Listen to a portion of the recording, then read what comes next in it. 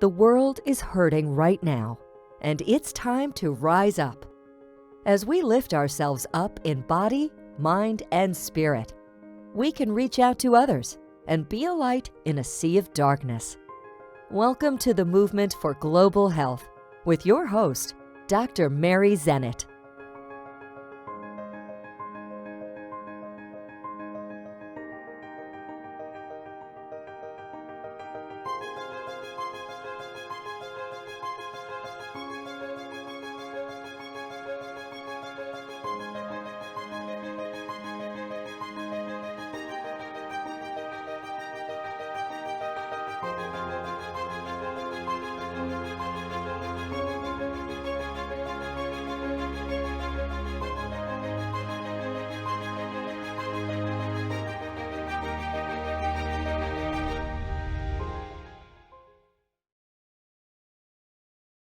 Jim, how you doing? I'm doing well. How about you, Mary? Oh, doing just fine. Joe, just fine. Go ahead. Today we're going to talk about shifting paradigms, which is really what we're involved with. It's like out with the old and in with the new. And in a way, Jim, how I'm seeing this is let's take the foundational elements of what's good, and then through proper study, determining how things can be better. Now, we're talking about the care of people with Alzheimer's disease. Now, you know as well as I, Alzheimer's is a debilitating condition. It's considered that have no hope, no cure. So a paradigm that suggests that there can be improvement for people with Alzheimer's is groundbreaking. It is, and I think that many conditions that people are suffering from today, which are chronic conditions, I believe that almost half the country is suffering from at least one chronic disease, which is a disease. A chronic just means that people suffer from it for a year or more. So it's not like the flu or a cold or that kind of thing. And it's like diabetes or dementia or Alzheimer's or bipolar or ADHD or these cancer, heart disease, these chronic diseases, right, that people suffer from. And when over 100 million people in our society are suffering from chronic disease, it really is a major issue when only 300 and some million people live in our country. It's a third to a half of our population that's suffering from these debilitating arthritic conditions that man, I mean, people are looking for answers and there just are none. Except that we haven't found a cure for that yet. We're looking for a cure. Please donate to this foundation or the other foundation to find a cure for your particular condition. And they spend billions and billions and billions of dollars in terms of research. And our emphasis today is Alzheimer's. So they spend billions of dollars on Alzheimer's and get very few results. So one of the bright hopes, I believe, is that nutrition is something that is very poorly understood and it's poorly studied, but it also has the most profound effect for our bodies. I'm a truck driver by trade. I'm not a doctor. You're a doctor by trade, not a truck driver. But if I were to put water in my fuel instead of putting diesel in my fuel to drive my truck, And I go to California and back every week from Pennsylvania. I wouldn't get very far because water does not run the truck. Diesel does. And I can't substitute diesel for any other kind of fuel because it will ruin the engine. Well, how many times do we not think about the foods that we eat and the effects of those foods on the human body? There are so many artificial ingredients out there. There's so many pesticides. There's so many herbicides. There's so much damage that comes to the food that's actually good for us. And there's so many foods that aren't good for us that we actually eat that are like putting water in a diesel engine. It just doesn't work. And I believe that the ultimate outcome of the way that we eat and the food that is available to us is that it's the same that you would have with the diesel engine. If you don't put less quality diesel in it, or if you put water in it, or if you put gasoline in a diesel engine, it's not going to work. And ultimately it destroys the engine. Well, the foods that we eat are the fuel that allows our bodies to function, not only immediately, but over time. And so if we concentrate on better quality nutrition, we get better quality results. One of the interesting things that I think is worth looking into is the quality of life for people dwelling in the cities that eat fast food predominantly, or snack foods or sodas or those kinds of things, versus the quality of life for people who live in the country who eat off the good of the land. Particularly, I think of the Amish and the Mennonites and so on, that the farmers that eat from the garden, and how their health it provides much better quality of life than the health of those who eat fast food and who eat, who drink sodas and French fries all the time. I mean, that's a stark contrast between the health of one culture versus the health of another culture.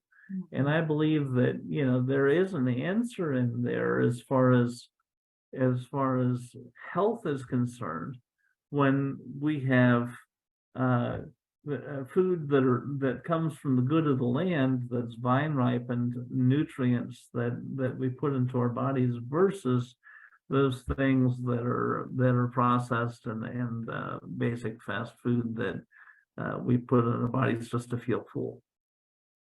And Jim, that's why they're talking about so many people in the cities living in food deserts, literally, because the only access to food is the convenient marts or the fast food stores. Yes. And people are not getting the proper nutrition, and it seems to be getting worse and worse. The other thing is, a lot of the food, a lot of the vegetables, they're not vine ripened.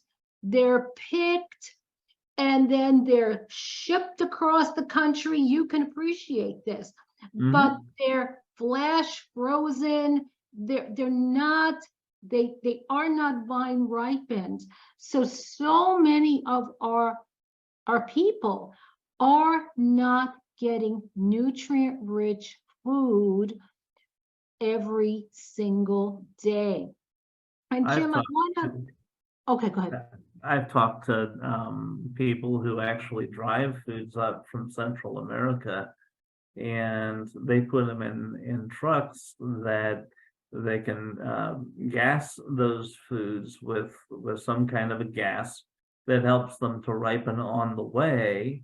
And if they pick them green, the reason they do that is because they don't want them damaged or rotting on the way up. So the reason that you have a green harvest which really robs a lot of foods of most of their nutrients, Right. because most of the nutrients come into the food during the vine ripening process, the synthesis from the sun, what do you call that? Photosynthesis that happens. And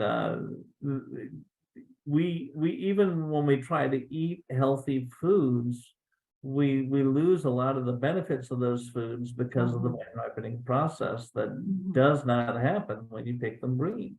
But anyway, they gas the foods on the way up to the stores, Wow. and then they sit the foods in the warehouses until they get ripe, and then they send them to the stores, and they look pretty, but boy, they just don't have the nutrient benefits that we need in our food supply.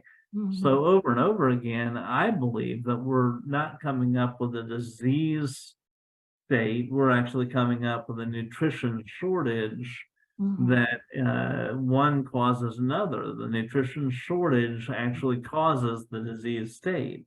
And in our country, what we find is people actually get a lot of food, but they don't get the right kinds of food, and so they end up nutrient deficient rather than having nutrients that would be beneficial for their long-term health. Well, and Jim, they're deficient. So what people are doing is eating more and more and more, trying to fill the empty void of not having enough nutrients, but it's not working. It's empty calories. Right. So for Alzheimer's, there was a pilot trial that was groundbreaking, and it was about 10 years ago. And we know the chief investigators, and one of them really well, Dr. Reg McDaniel, and they found incredible results. They studied moderate to severely ill patients with Alzheimer's that you would think there would be no hope. And they saw a statistically significant improvement in cognition, as well as other variables that they studied, including aggression. There was almost a complete absence of aggression. Yes. And this is all giving quality nutrients. We're not treating Alzheimer's here. We are replacing the vital nutrients in people's bodies. Well, I think that the curing and the treating of disease, I think that there's a foundational aspect of disease condition. One is the gene pool. I mean, you do have genetic conditions, and Alzheimer's may be one of them. I don't think it's definitively proved one way or another, but you do have people who have Alzheimer's, who have kids, they have more of a tendency to get Alzheimer's because of the genetic predispositions that happen in there. So I think that there are numbers of aspects of this, but the nutritional deficiencies, I believe, does play a role. How much of a role still remains to be seen, I think. But we actually did that study, or John Lewis and Dr. Reg McDaniel actually did that study and on the basis of nutrition rather than on the basis of drugs. So a drug interferes with the way that the body functions in order to help it to overcome the deficiencies that it's experiencing. A nutritional approach actually comes at it from, okay, if there is a nutritional deficiency, let's find it. And I believe that with the statistically significant results that we had in the cognitive scores, that we actually found that. Can you say a little bit more about what cognitive means and what the scores mean as far and how the statistically significant is different from just keeping them from deteriorating? Well, okay, the in terms of cognition, okay, we're talking about their thinking, their higher level thinking, goal-directed thinking, all of those aspects of cognition are measured, and statistically significant means that in terms of the research, that a percentage, a threshold was reached that people had that level of improvement. It wasn't marginal improvement. It was, again, statistically significant. So for example, if a person who didn't remember much of anything all of a sudden knows how to get home from the clinic, or how to go to the clinic when they were that cognitively impaired, they couldn't put one foot in front of the other. So the real benefits of this, that's why this study was groundbreaking, is that this was by enriching the participants' diets. They were getting nutrient-rich foods, not a little. They were getting robust quantities of food. So, Jim, it's far be it from us to hypothesize, does this mean that? Now, this was, I think, 46%, and that's quite significant. That's almost 50% of the people with moderate to severe Alzheimer's show this level of improvement. So when you say to yourself, and we know people with Alzheimer's, you consider it's a hopeless case. There's no hope, there's no improvement. So to get an improvement of 46%, which is almost 50%, that's very significant. And my understanding is that almost 70% of the people did not decline, but they improved some. So those who had statistically significant improvement, which I don't exactly recall the percentage, but what comes to mind is it's 30%. In other words, they have a baseline and they have the ways that they measure that. And if you have a 30% improvement, I think that's what it is, then it's statistically significant. And if it's less than a 30% improvement, then it's less than statistically significant. So it's a major, major improvement. It's not just, as you were saying, it's not just a minor improvement. It's a major deal. And to have much more than half of the patients actually improve, and perhaps those who were in the study that somehow didn't get the supplements inside of them or the nutrition inside of them or so on because they forgot. I think Alzheimer's is kind of that kind of thing where you have to have the memory to do that kind of thing. But wouldn't it be great to do another study and find even a better percentage?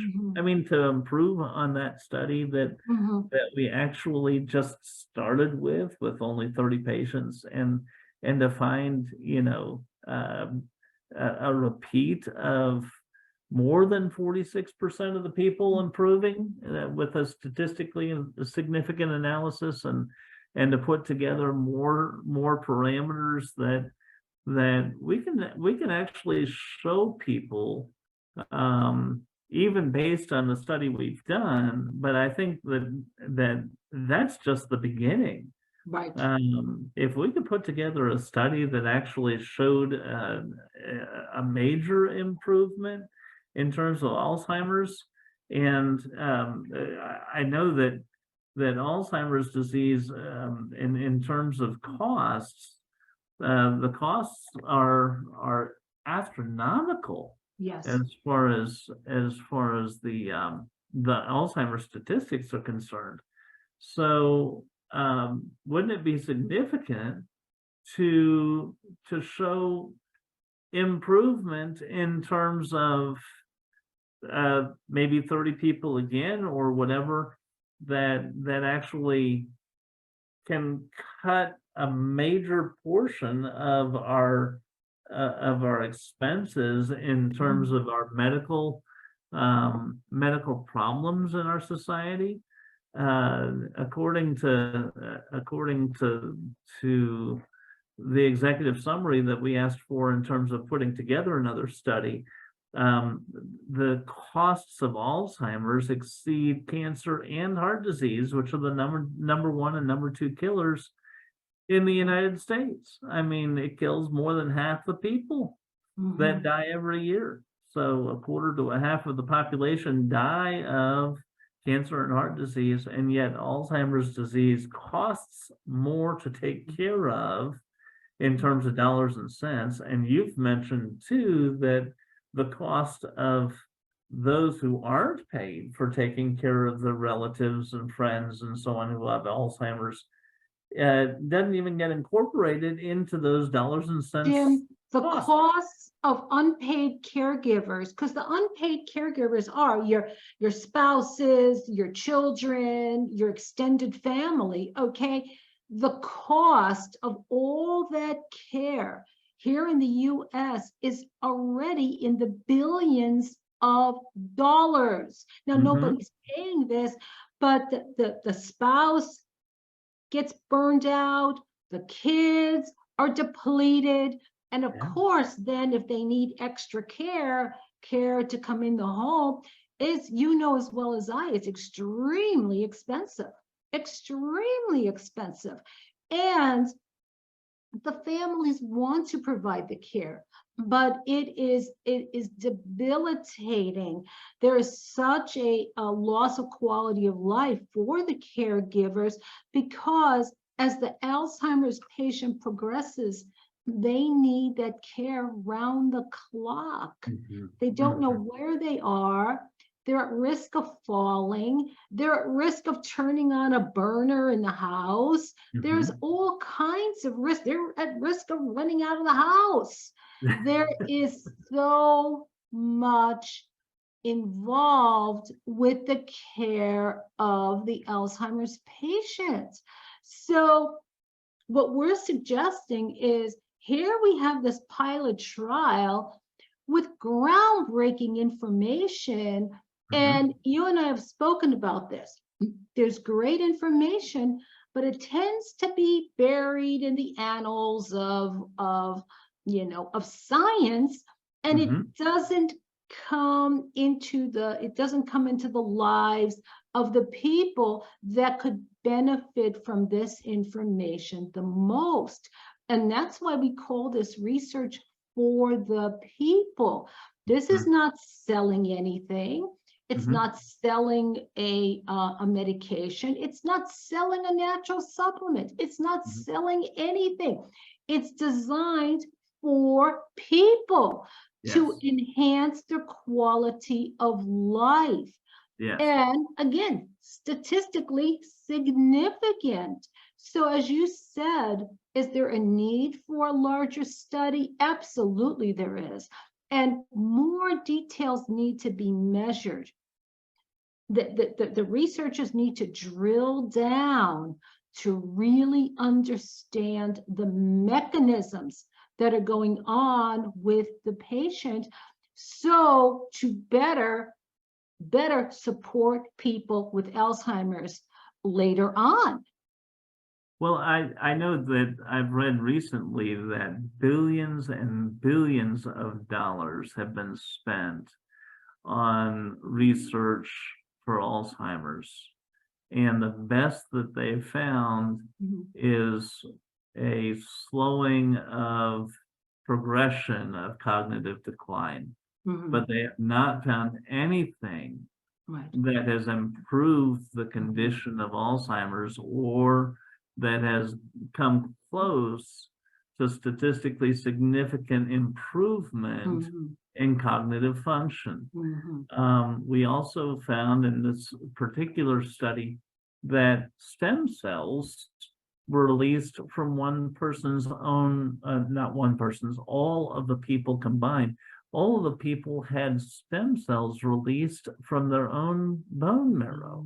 It wasn't an injection of stem cells. It wasn't a study on stem cells, except that they measured CD14s, which are stem cells that actually are cells that migrate into the deficient parts of the body and become what's necessary for that part of the body to function again. So in the case of Alzheimer's, of course, brain cells are compromised. Stem cells can then become brain cells if they come from the person's own body. They actually have the ability then to become whatever cells are needed. In this case, the logical conclusion is they have brain cells that are that are needed for the body to function more optimally and normally.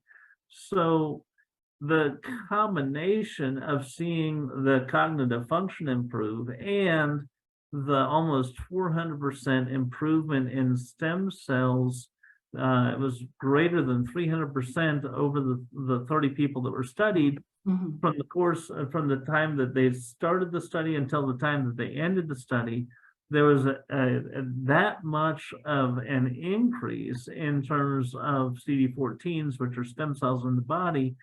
Well, goodness, I mean, can you imagine what would happen if we could not only confirm that, but if we could somehow show the results of those stem cells going into the neurons, crossing the blood-brain barrier, going into the neurons and becoming neurons and parts of the brain that actually cause the brain to function more normally.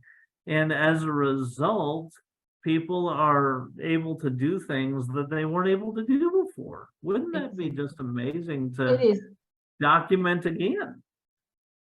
Jim, you know, not that long ago, we were taught that this was not possible. They said a nerve cell cannot regenerate. A nerve cell, once it dies, it dies. So obviously with Alzheimer's, you've got all these diseased neurons and nerve cells, but here we have the stem cells of the participants, of the people with Alzheimer's, moderate to severe cases, and they had healthy stem cells. Okay, is this remarkable? It's like, oh my God. Yes. And stem cells are part of the apoptosis process, which is the dying and regeneration of cells. So your body goes through this process of cells dying and cells regenerating. Isn't it marvelous the way that God actually put together the structure of the body so that it constantly goes through this death and resurrection and regeneration process? And it's even possible for your brain cells to regenerate when we thought that the brain cells weren't able to regenerate. It's possible for nerve cells to regenerate when it was possible, thought that it was impossible for nerve cells to regenerate. And boy, if we can do that with nutrition in terms of improving the way that God made the body to function and allow the body to do itself, to heal itself in terms of the way that God put it together to heal itself, wouldn't it be marvelous if we could eradicate a whole bunch of different conditions that are a result of the body's lack of nutritional support, and we can provide that nutritional support and show that nutritional support indeed does have a profound effect on how the body functions. And anecdotally, we've heard many cases, but that's why the studies are so important, because they're measuring in a very strict scientific fashion. They're not just guessing, or they're not guessing, oh, this person looks better. No. This is measured extremely carefully. And if it doesn't get better, they would say that too. They would say that too. It's objective. But we're excited about the initial study because it showed such progress. In fact, if I recall, there was almost a complete elimination of aggression. Now, you know as well as I, people with Alzheimer's, they can become combative. And that's one of the most difficult problems for the caregiver. It often leads to people needing to be in assisted living or nursing homes. And you read about it, they need those little posy restraints, the little cloth restraints so they don't get hurt. But it's so sad. Now, can you imagine if we provide these nutrients and then we get a duplication of these results with almost complete elimination of combativeness? Yes.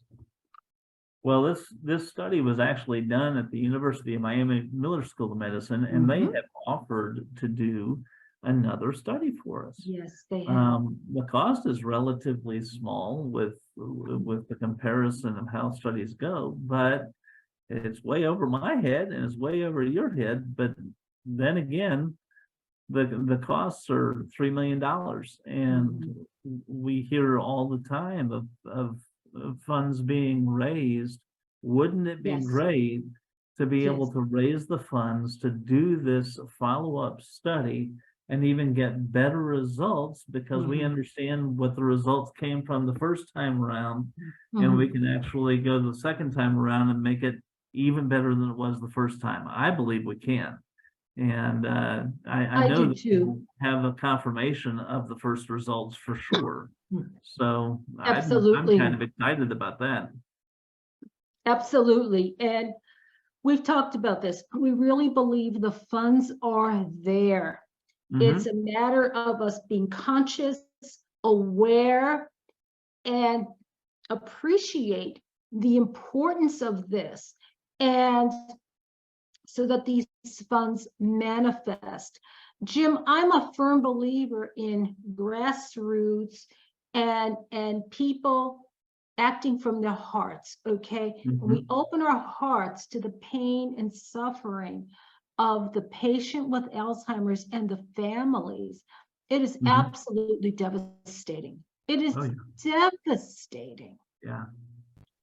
And so many of us can give. We all have limitations to how much we can give, but we can give something. We can give something, and we can share with friends, family, who can also give. And we know key people who know people, okay? Somebody we know might be high up in a corporation that would be very willing to donate. But you see, it's grassroots. It centers around the person. It centers around the patient and their families, and us opening our hearts and our minds, because we need our minds to grasp all this and say, yes, of course we can do this. Of course, this is for humanity. And I really believe this heralds a new paradigm. It's research that makes a difference. It's not selling anything. It's not, we always look for what's the carrot at the stick. What's the end goal? The end goal is a restored human being. Yes. Exactly. Yes. That's the goal. Yes. And as we, open our hearts and minds to giving, and again, we all have limitations to what we can give. And we pray about it. We said, gee, what could I give to this cause? What could I give to this study? And who can I talk to? Who can I talk to? Friends, family, neighbors, teachers, pastors. There's lots of people. And with a lot of people giving generously, but even as, again, if it's smaller amounts, a lot of money can be raised in a fairly really very efficient time. And I believe, the study is there, the university has given the green light, it's ready to go. We really need to take them up on this. This is a gift. You don't every day get a university level study ready to go. You have the chief investigator who is a voluntary professor at the university, and then we have Dr. Reg, who has been consulting. He has given his life to learning and teaching the importance of nutrition in for all sorts of conditions. So it is a unique moment in history. And with that, we send our appeal for the funds and our belief that those funds are there. We just need to manifest them. And as you said, if you can afford $10, give $10. If you can afford 100, give 100. The company that I work for has said that they would give $5,000. And there are companies that might give 50,000 or $1 million or whatever. It's not the amount. It's really us working as Mary said, in a grassroots way to raise the funds to do the research. And those who do donate, no matter how much you donate, we will keep in touch with you, and we will let you know once the study is published what it says, and we'll send you an email if you permit us to use or have your email address to use to keep in touch with you. We'll keep in touch. We can't talk about the study while it's going on, but we can certainly keep in touch and let you know the results of the study once it's published. And I think that it's important that we commit to do that. So those who commit to do the research, those who commit to fund the research, to help fund the research, will receive an email from us from time to time, just letting you know what's going on in general. And then specifically, once the study is completed, we will come back and we will say, here's what the study accomplished. And thank you for your participation in terms of making this research happen so that we can make a difference in people's lives. And you know what, Jim, the other thing is, we talked about shifting paradigms.